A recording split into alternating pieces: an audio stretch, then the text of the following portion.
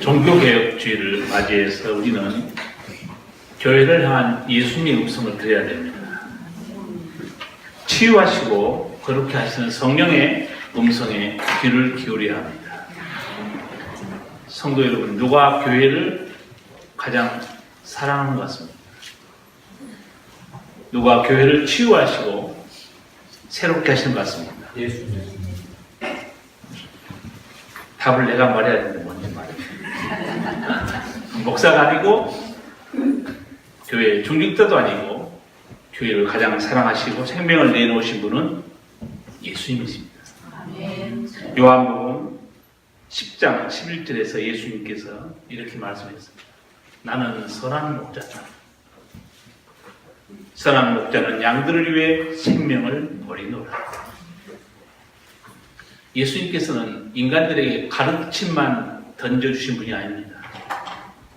실제로 우리를 위해 말씀대로 생명을 내놓으신 분입니다.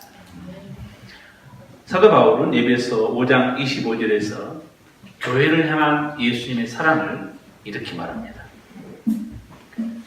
그리스도께서 교회를 사랑하셔서 교회를 위하여 자기를 내어주셨다. 교회를 위해서 생명을 내놓으신 분은 예수님입니다. 교회는 건물이 아닙니다. 교회는 곧 성도로 가르칩니다. 성도를 위해서 예수님이 생명을 내놓으신 것. 그리고 갈라디아서 1장 4절에서 이렇게 말합니다. 예수 그리스도께서는 하나님 우리 아버지의 뜻을 따라 우리를 이 악한 세대에서 건져주시려고 우리의 죄를 대속하기 위하여 자기 몸을 제물로 드리셨으니. 아버지의 뜻이었어요. 예수님을 이 땅에 보내시고 십자가에서 우리를 살리신 것은 아버지의 뜻이었습니다. 그래서 하나님을 사랑이라고 말합니다. 교회를 살리신 분은 예수님이시고 교회를 돌보시고 지키시는 분도 예수님입니다. 1절에서 예수님께서 그렇게 말씀하지 않았습니까? 1절을 같이 한번 읽겠습니다. 예배소 교회 사자에게 편지하기를 오른손에 7 별을 붙잡고 7 금촛대 사이에 다니시는 이가 가라사대. 아멘. 여기 두 말씀을 깊이 생각해야 됩니다. 하나는 오른손에 7 별을 붙잡고 라는 말씀입니다. 예수님께서 7 별을 오른손에 붙들고 있습니다. 7 별이 무엇을 말하는 겁니까? 바로 앞에 1장 20절 보면 7 별이 뭐라고 되어 있습니까? 7 교회 사자라고 말합니다. 7 교회 목회자들을 말씀하고 있어요. 하나님의 교회를 위해 섬기는 일꾼들을, 목사는 자기 혼자 목회하는 거 아닙니다. 예수님이 붙들고 있어요. 목회자가 자신의 능력으로 목회하기 어렵습니다. 얼마나 어려운 일이 많습니까? 그런데 예수님께서 오른손으로, 능력의 손으로 붙들고 계시다는 거죠. 여러분이 오늘 이 말씀 보시면 교회의 목회자들을 주님이 붙들고 계시는구나 알 수 있어요. 세상 일이 아닙니다. 아버지 일이고 또 아버지께서 맡기신 일이기 때문에 하나님께서 붙들고 계시는 겁니다. 예수님께서 붙들지 않으면 어떤 사람이 목회를 감당할 수 있겠습니까? 사실 목회자는 성도를 위해서 기도하고 또 신방도 하고 성도들 위해서 생명의 말씀을 증거합니다. 그런데도 성도들은 목회자가 못마땅한 거예요. 가만히 생각해 보면요, 목회자에게는 감사밖에 없어요. 자기들 위해서 기도해주고, 자기들 위해서 말씀 증거하고 돌아보고. 그런데 교회마다 얼마나 목회자들 시달립니까? 얼마나 목회자에 대해서 말들을 많이 합니까? 조심해야 될 부분이다, 사실. 그리고 그 목회자는 자기 혼자 일하는 거 아니에요. 예수님이 능력으로 붙들고 있습니다. 제가 일부에도 말씀드렸지만 저는 개인적으로 하나님이 직업을 선택하라고 하면 난 목사 안 합니다. 의사, 교수하고 목사 뭐 하고 싶냐? 당연히 저는 교수하죠. 일단 방학이 있잖아요. 목사를 몇 달 동안 방학 줍니까? 또 안식년도 있잖아요. 7년 교수하면 또 1년 동안 외국 가서 공부할 수 있는 기회를 줍니다. 저희 교회 제가 온 지 몇 년 된지 혹시 아십니까? 관심이 없어요, 여러분. 언제 왔는지도 모르고 몇 년 됐는지도 모르고 2008년에 부임했습니다. 몇 년 됐습니다. 계산해 보시고 정상적으로 말하면 교수 같으면 이제 1년 동안 안식년 들어갑니다. 성도들이 가만히 있겠습니까? 목사님 그냥 한 주만 쉬었다 오세요. 무슨 안식년이 어디 있습니까? 의사 되기 싫은 이유는 있어요. 저 의사에도 잘할 수는 있을 겁니다. 의사는 누구를 즐겁게 하는가? 식구들을 즐겁게 합니다. 자기는 고생을 너무 많이 해요. 돈 다 벌어놓으면 누가 다 쓰는 거예요. 그래서 제가 생각해 봤어요. 하나님이 너 직업을 선택하라 그러면 저는 아마 교수할 것 같아요. 적성에도 맞고. 예. 그러나 이 하나님의 일은 내가 원하여서 되는 것도 아니고 원치 않는다고 해서 안 하는 것도 아닙니다. 주님이 부르시면 가요. 그래서 주의 종입니다. 교회의 종이 아니고 주의 종이 목회자인데 하나님이 붙들어주고 있다고 말씀합니다. 사도 바울도 자신이 목회하는 것에 대해서 자기 간증한 게 있어요. 이 고린도전서 15장 10절 11절에 보면 그 사이에 사도 바울이 자기에 대해서 한마디 합니다. 나의 날의 것은 하나님의 은혜로 된 것이다. 내가 이만한 인격과 영성과 믿음을 가진 게 다 주님의 은혜였다. 고백해. 두 번째로 내가 다른 사도보다 더 많이 수고하였으나 내가 한 것이 아니고 오직 나와 함께 하신 하나님의 은혜로다. 이렇게 고백합니다. 사실에 어떤 일을 하든 간에 그 하나님이 붙들어 주시기 때문에 가능합니다. 예수님께서는 이렇게 주의 종들만 붙들어 주신 건 아닙니다. 교회도 돌보시고 계십니다. 두 번째 깊이 생각해야 될 말씀이 그 다음 구절입니다. 7 금초대 사이를 거니시며 7 금초대는 뭘 말합니까? 앞에 1장 20절에 보면 7 교회라고 말합니다. 교회는 하나님께서 구원하신 거룩한 백성들입니다. 이 교회를 돌아오신 분이 바로 예수님입니다. 성도들이 자신의 힘으로 믿음 생활을 하는 것을 생각하면 착각입니다. 예수님께서 항상 성도들 사이를 돌아보고 계십니다. 예수님은 선한 목자예요. 우리가 시험 들고 힘들고 어려울 때도 우리를 위로하신 분은 예수님이시고 새 힘을 주신 분도 예수님입니다. 제가 이 말씀 때문에 새벽에 기도할 때 이 구절을 놓고 항상 기도해요. 예수님께서 7 별을 붙들어 주시고 7 금초대 사이를 거니심으로 하나님의 교회가 영원하고 하나님의 나라가 영원한 걸 저는 믿습니다. 저는 그렇게 기도해요. 주님이 붙들어 주시고 종도 주님이 붙들어 주시고 성도 여러분도 붙들어 주십니다. 그러므로 교회가 교회 되도록 말씀을 주신 분이 예수님이고 성령의 능력을 부으신 분도 예수님이에요. 예수님으로부터 말씀과 성령의 능력을 공급받지 않은 교회, 더 이상 교회가 아닙니다. 그런 교회는 죄를 이길 능력이 없습니다. 그런 교회는 사탄의 권세도 이길 힘도 없어요. 성령과 말씀의 능력이 없는 성도, 거룩한 능력도 없고 사랑의 능력도 없습니다. 교회는 예수님께서 붙들어 주실 때만 교회가 되는 겁니다. 오늘 우리 찬송가가 500장 불렀잖아요. 거기 가사 보면 어떻게 나와 있냐면 3절에 주 떠나가시면 내 생명 헛되네. 즐겁고 슬플 때 늘 계시옵소서. 주님이 떠나가시면 아무것도 아닙니다. 주께서 주신 능력과 은총으로 우리가 승리할 뿐입니다. 하나님께서 이 어두운 세상에 진리의 파수꾼, 빛의 파수꾼으로 세운 게 있습니다. 그 파수꾼이 무엇이겠습니까? 구약시대에 세운 파수꾼이 뭡니까? 선지자들입니다. 하나님께서 선지자를 통해서 이스라엘에서 영적 상태를 다 보게 만드시고, 그리고 거기에 하나님의 말씀으로 선포해서 새롭게 만듭니다. 오늘날 세상의 파수꾼은 누구겠습니까? 교회입니다.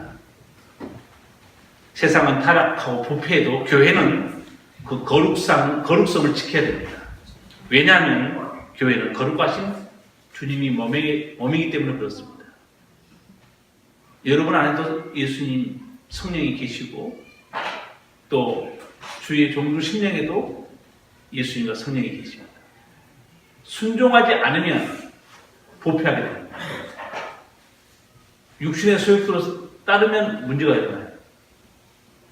그때 방송을 여러분 보셨겠지만 목회자들도 요새는 너무너무 사고 치는 세상이에요. 목회자가 교회에서 서로를 상처를 입히고 싸움이라는 게 방송에 나갔어요. 보니까 뭐 서로 분을 못 참은 것 같아요. 십자가에 죽는 영성 훈련이 너무 잘 안 돼 있는 거죠. 여러분에게도 하나님이 숙제 내주셨잖아요. 월요일날 죽을 사람, 화요일날 죽을 사람. 주님이 여러분에게 숙제 내줬잖아요. 그거 언제까지 하는 걸 알고 계십니까?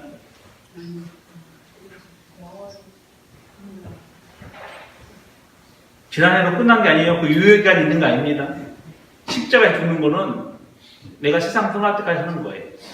내가 약속한 날 기억해야 됩니다. 내가 월요일날 죽겠다고 약속한 분은 월요일날 죽으셔야 돼요.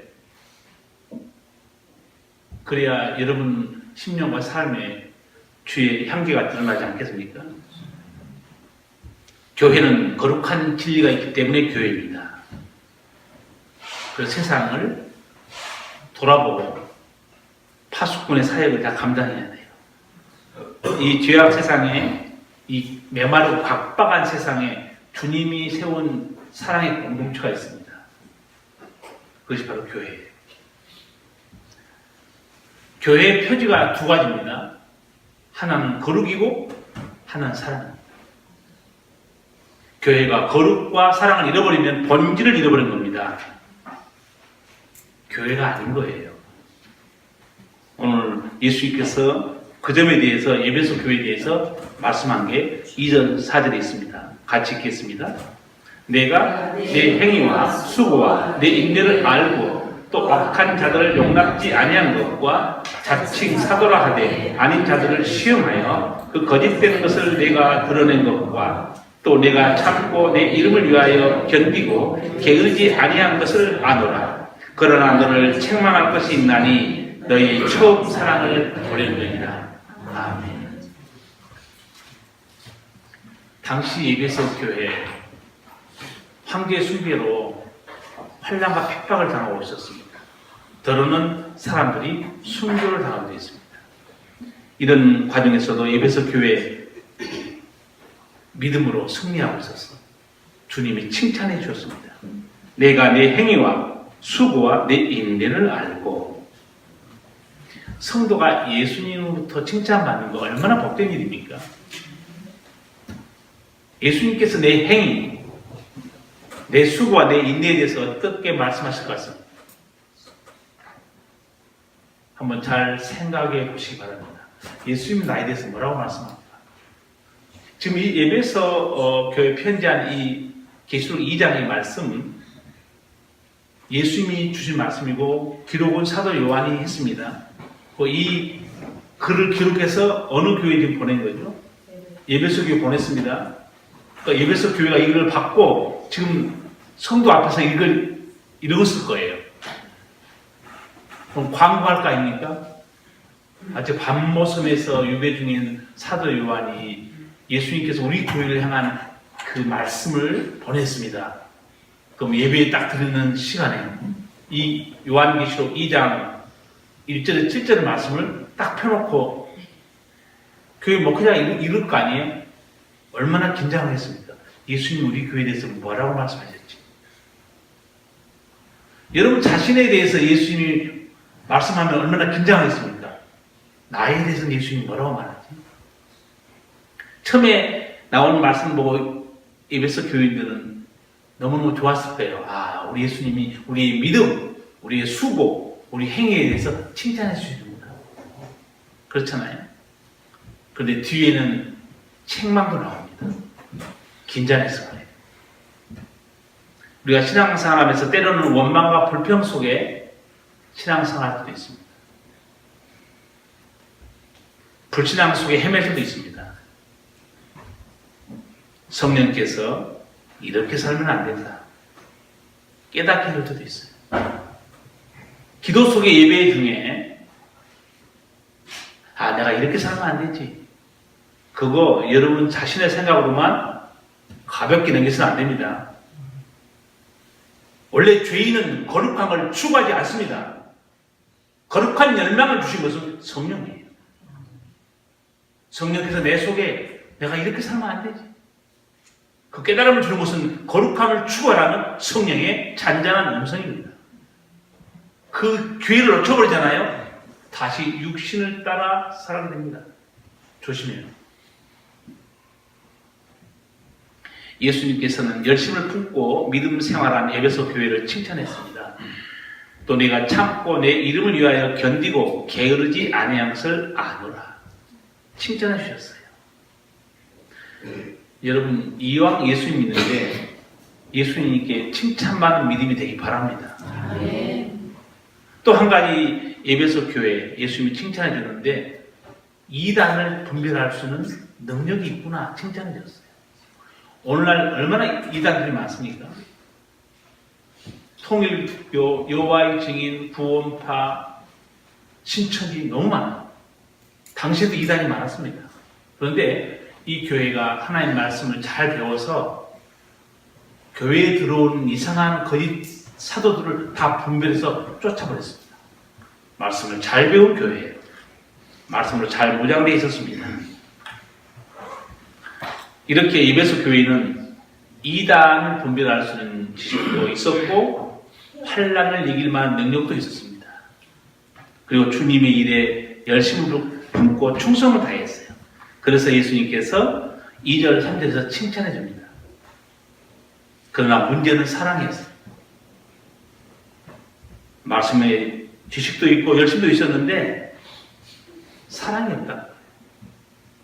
사랑이 없는 게 보통 작은 문제가 아니고 예수님은 뒤에 보면 어느 정도로 심각하게 보냐면 너 사랑 회복하지 않으면 내가 너 촛대를 옮겨버리겠다고 했습니다. 4절, 5절 같이 읽겠습니다. 그러나 너를 책망할 것이 있나니 너희 처음 사랑을 버렸느니라. 그러므로 어디서 떨어진 것을 생각하고 회개하여 처음 행위를 가지라. 만일 그리하지 아니하고 회개치 아니하면 내가 내게 임하여 내 촛대를 그 자리에서 옮기리라. 아멘. 칭찬은 고래도 춤을 추게 한다고 그런 글이 있지 않습니까? 책망은 두려운 겁니다. 그것도 목사의 책망이 아니고 예수님의 책망을 받는다는 건 두려운 일이에요. 그러나 너를 책망할 것이 있나니 책망이 뭐였냐면 너희 처음 사랑을 버렸다는 거예요. 예수님께서 제자들에게 설교하시면서 너희가 너희의 무슨 행동을 보면 너희가 내 제자인 걸 알게 될 것이다. 그 제자됨의 표지가 예수님 뭐라고 말씀했습니까? 기도요? 전도입니다. 봉사요? 충성입니다. 사랑입니다. 여러분은 또 찍기 하면 금방 찍잖아요. 사랑입니다. 예수님이 제자들에게 이렇게 말했어요. 너희가 서로 사랑하면 너희가 내 제자인 줄 알게 될 것이다. 교회의 표지, 성도의 표지 중 하나가 사랑입니다. 근데 이 처음 사랑을 잃어버렸다는 거예요. 여러분 첫사랑 해본 적이 있습니까? 아련한 추억이 없어요. 첫사랑과 결혼해서 산다는 건 참 복 있는 사람들입니다. 잘 안 돼요. 첫사랑, 사랑으로 끝나고 추억만 남을 뿐이에요. 예수님이 우리에게 사랑에 대한 두 가지를 말씀한 적이 있습니다. 하나는 하나님 사랑이고 하나는 이웃 사랑이죠. 처음 사랑을 버렸다. 하나님과 관계 속에 처음 사랑이 뭐겠습니까? 내가 하나님께 구원받고 너무 감사해서 순수한 마음, 주님을 뜨겁게 사랑한 그런 분명히 사건들이 있습니다. 시간이 지나가면서 그 사랑이 없어졌어요. 다른 곳에 마음이 뺏기고 있습니다. 나를 향한 순수하고 깨끗한 그 사랑이 너희가 없어졌다는 거예요. 여러분도 처음 예수 믿고 정말 하나님만 내 생명을 들여서라도 주님 사랑하겠습니다. 그런 신앙 고백이 있는 사람은 많습니다. 저도 그런 고백한 적이 있어요.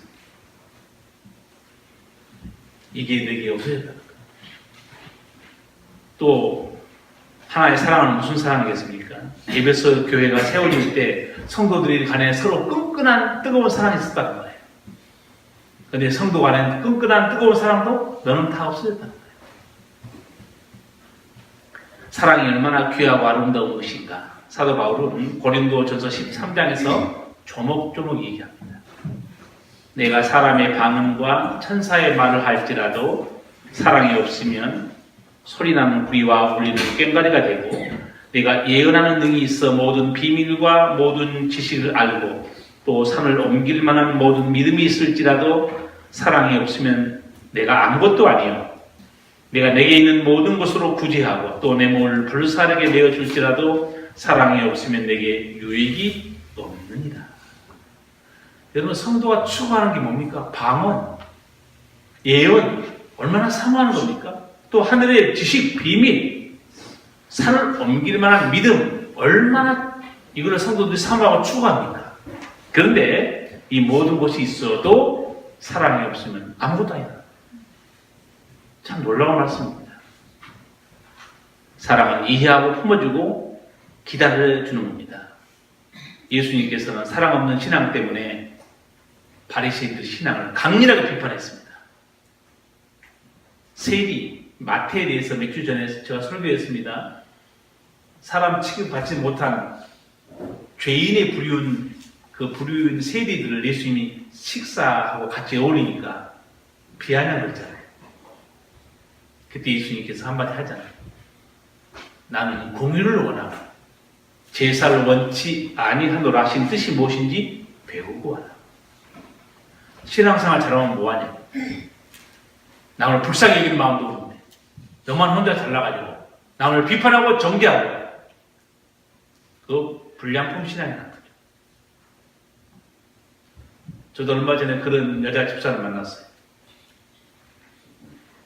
남편이 술을 자주 먹는 건 아닌데 먹으면 인사불성이 된다는 거예요. 자기는 그 인사불성이 되는 모습을 보고 자기가 분노에 사로잡혀서 자기도 분노로 인사불성이 된다는 거예요. 내가 이런 남편하고 살아야 됩니까? 제가 물어봤어요. 결혼하기 전에 알고 있었습니까?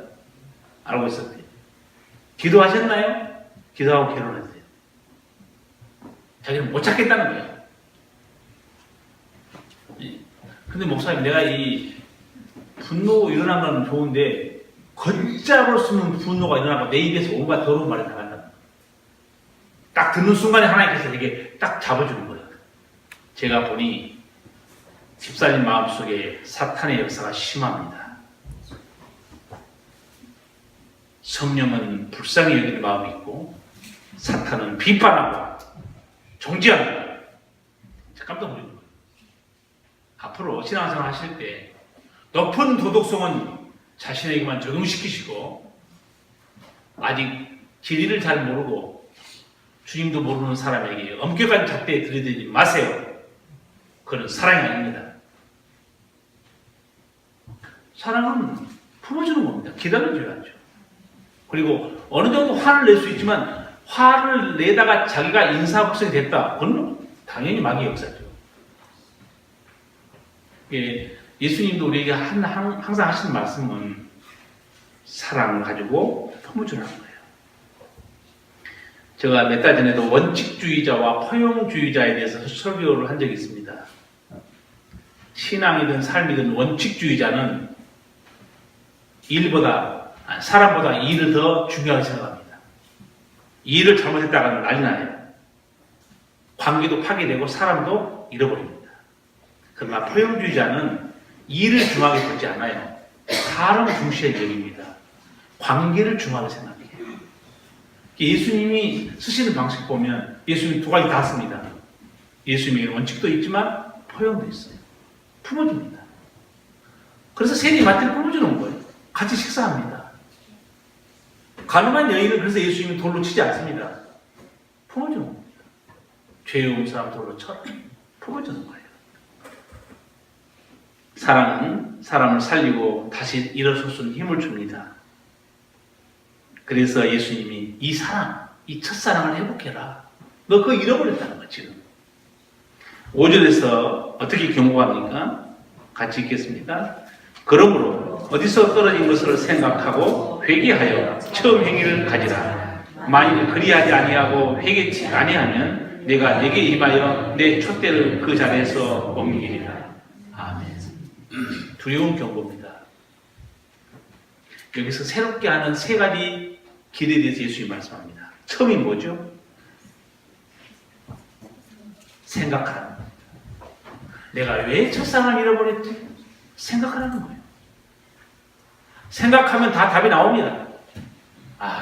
내가 이렇게 해서 점점점 주님에게서 멀어졌구나. 내 순수함도 잃어버렸구나.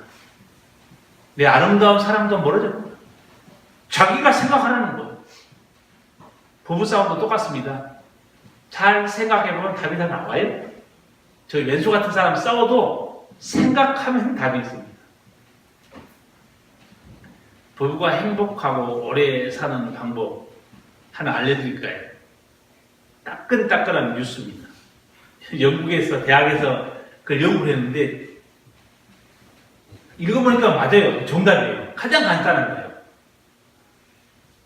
부부싸움을 하고 살지만 헤어지지 않고 오래 잘 사는 사람들이 어떻게 되는가를 조사를 해봤어요. 어떤 사람이 행복하고 오래 잘 지냈는가 딱 한 가지입니다. 땡큐. 땡큐를 많이 하는 부부는 절대로 거의 안 헤어졌다는 거예요. 작은 일에도 여보 고마워. 남자들만 따라서 해봅시다. 잘 안 하니까. 남자들만 따라서 해보세요. 여보 고마워. 안 들리잖아요. 이게 그 하나가 가정을 행복하게 만들어준 거고, 또 여자들은 뭐라 그럽니까? 내가 한마디만 들으면 다 풀린다는 거예요. 고맙다고, 감사하다고. 한마디만 해주면 제 화상이 그런 말을 안 한다는 거예요. 여러분 이제 들으셨으니까 집에 가서 오늘부터 속에 있든 없든 땡큐. 여보 고마워. 거기다 땡큐로 한국말로 번역해가지고 조금 발전해서 사랑의 그럼 끝납니다. 사랑. 그럼 분명히 그렇게 말할 거예요. 입에 침이 나요. 그런데 심리학적으로요, 여자들은 거짓말인지 알면서도 사랑한다면 좋아진다는 거예요. 그것이 이게 사랑의 신비라고 말하더라고요. 저 인간이 그 입에 발린 말을 하는 거 알면서도 들으면 좋아진다는 겁니다. 하세요. 그렇죠. 사랑이 얼마나 중요한 겁니까? 그래서 예수님께서 너 첫사랑이 어디서 떨어졌는가 생각해보라고 말해요. 두 번째 길이 뭡니까? 회개하라는 거예요. 회개가 뭔지 여러분 아시죠? 돌이키는 겁니다. 사람이 생각해서 깨달았다고 해서 일이 된 건 아니죠. 깨달았어요. 그 다음에 뭐가 필요합니까? 결단해야 돼요. 깨달았으면 결단해야 됩니다. 오늘 제가 여러분에게 아까 행복에 이르는 길을 알려드렸잖아요. 땡큐. 조그만 일에도 이거 수고했어요. 고마워요. 맛이 없어도 맛있게 잘 먹었어요. 속으로는 맛없어 하면서도 겉으로는 맛있어요. 말이 그만큼 관계를 회복시켜주고 나중에 지난 날 쭉 지나고 보면 그 사람 관계가 건강하다는 거예요. 두 번째는 회개하라, 결단하라는 말 아닙니다. 성도들이 은혜 받고 또 깨닫고 돌아가지만 결단하지 않은 성도는 절대로 성장 없습니다. 성숙하지 않아요. 변화 없습니다. 결단해야 되고, 세 번째가 뭐죠? 처음 행위를 가지라. 그 자리로 돌아가라는 얘기죠. 너가 나를 사랑했고 순수하고 깨끗한 마음으로 나를 사랑했던 그 첫사랑으로 돌아가라. 이게 하나님이 지금 예배소 교회에 대한 경고입니다. 내가 그렇게 하지 않으면 예수님께서 어떻게 말씀하십니까? 만일 그리하지 아니하고 회개치 아니하면 내가 내게 임하여 내 촛대를 그 자리에서 옮기리라. 옮겨버린다는 게 뭡니까?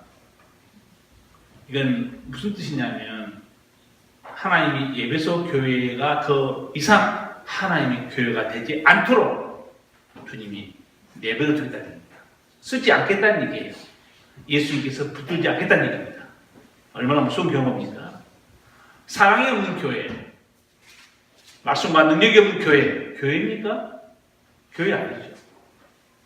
사랑이 없는 성도, 거룩함이 없는 성도, 성도입니까? 자기 혼자 성도죠. 주님이 볼 때는 인정하지 않는 겁니다.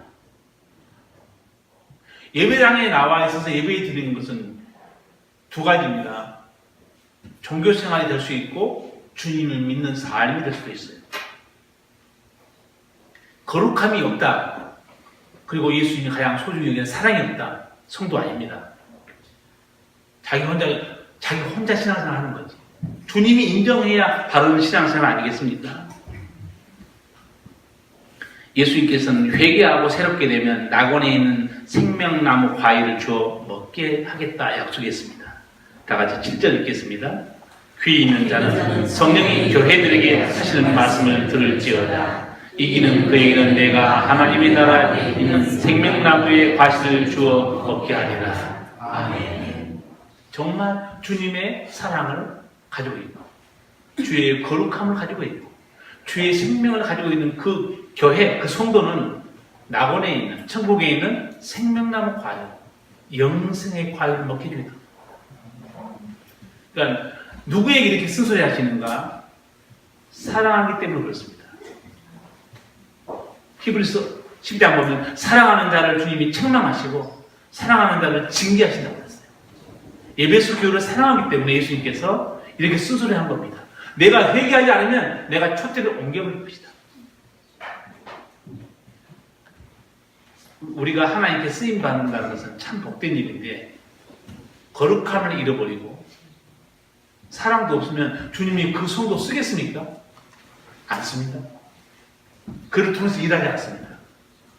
주님은 또다시 거룩함과 사랑이 있는 그 사람을 불러서 그를 통해서 일합니다. 광야에서 그런 일이 한번 벌어졌죠. 이스라엘 백성들이 하나님의 은혜를 모르고 너무 원망 불평하니까 하나님이 나중에 화를 냅니다. 보아하니 이 백성은 목이 곧은 백성이라는 거예요. 은혜를 모르는 배은망덕한 백성이다. 그러면서 모세에게 이렇게 말합니다. 내가 이 백성을 다 이 광야에서 죽이고 내 몸에서 태어난 백성들로 내 백성을 삼겠다. 그렇게 말해요. 너무 말을 안 듣습니다. 감사도 모르고 거룩함도 없고 내가 내 백성을 새로 만들겠다. 모세에게 하나님 말씀하는데 모세가 중보기도 합니다. 하나님 다시 모세의 기도를 들으시고 그들을 가나안 땅으로 인도해 주시는 걸 볼 수 있습니다. 종교개혁주의를 맞이해서 오늘 우리가 들어야 될 하나님의 음성이 뭐겠습니까? 신앙생활도 세월이 가면 변질되기 쉽습니다. 본질에서 멀어지기 마련입니다. 그래서 예수님께서 경고하신 겁니다. 너를 책망할 것이 있다. 너의 처음 사랑을 잃어버렸다. 그러므로 어디서 떨어진 것을 생각하고 회개하여 처음 행위를 가지라. 만일 그리하지 아니하고 회개치 아니하면 내가 네게 임하여 내 촛대를 그 자리에서 옮기리라. 앞서 말씀드린 대로 교회에 두 가지 표주가 있습니다. 하나는 사랑이고 하나는 거룩입니다. 이 본질을 잃어버리면 교회는 더 이상 교회가 아닙니다. 성도는 더 이상 성도가 아니에요. 껍데기, 이름만 성도죠. 예수님께서 성도를 세상의 소금이라고 말한 적이 있습니다. 소금이 맛을 잃으면 무엇으로 짜게 하리요? 후에는 다만 밖에 버리고, 밖에 버린다는 말이 여기 맥락이 똑같습니다. 예배소 교회에 촛대를 옮겨버리겠다. 소금이 맛을 잃으면 쓸모 있습니까? 없습니까? 없잖아요. 저는 설렁탕 별로 안 좋아해요. 국물밖에 먹을 게 없어가지고 설렁탕 별로 안 좋아하는데, 설렁탕을 제가 먹으면 소금 없이는 도저히 먹을 수 없어요. 밍밍하고 무슨 맛이 하나도 없는 거예요. 소금 조금만 들어오면 그때 맛이 살아나더라고요. 소금이 정말 맛을 내게 하고 부패를 방지해주고, 너희는 세상의 소금이다. 그런데 맛을 잃어버리면, 여기 예배소 교회로 말하면 너가 사랑을 회복하지 않으면 밖에 버려진다는 거예요. 거기서 끝나지 않죠. 사람들에게 밟힌다는 거예요. 세상 사람들에게도 밟힌다는 거예요. 욕먹고 있다는 겁니다.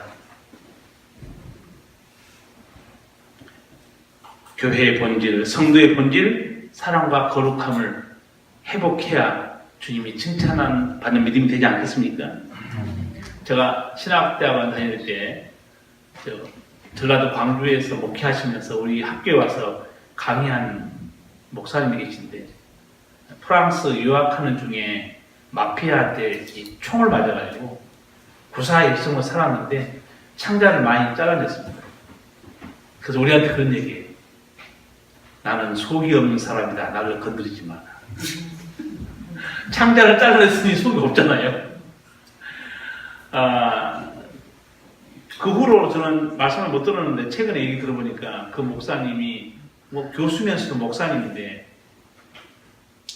너무 잘 나가는데 교만 때문에 하나님 한번 쓰러뜨렸다고 하더라고요.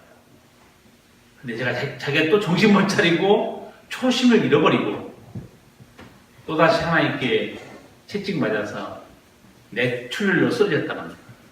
뇌출혈로 쓰러져가지고 5개월 동안 정말 죽음의 문턱으로 왔다 갔다 했단 말이에요. 그때 하나님께서 딱 한 말씀 들려줬다는 겁니다. 초심을 잃지 마라. 목사님 너무너무 무서워서 그랬던 거예요. 그러나 하나님 은혜로 기적적으로 회복된 겁니다. 초심을 잃지 마라. 너의 첫사랑을 회복하고 너 첫 순수한 열정과 믿음 회복해야 된다. 여기 계신 여러분도 제가 보기에 이 중에서도 초심을 잃은 사람 있을까요? 없을까요? 다행이네요. 있다고 말하는 사람 거의 없네. 딱 단어 하나가 들렸어요. 이 뒤에 들어가 안 나와서 이렇게 다시 한번 묻겠습니다. 내가 처음에 예수 믿고 그렇게 순수하고 충성스러운 그런 믿음에서 변질됐습니까? 안 됐습니까? 다행이네요. 변질 안 된 모양이네요. 나는 모르거니와 주님을 아십니다. 여러분 스스로 사랑을 회복하시고 거룩함을 회복하셔서 예수님께 칭찬받는 믿음 되시기 바랍니다. 기도하시겠습니다. 걸어가신 주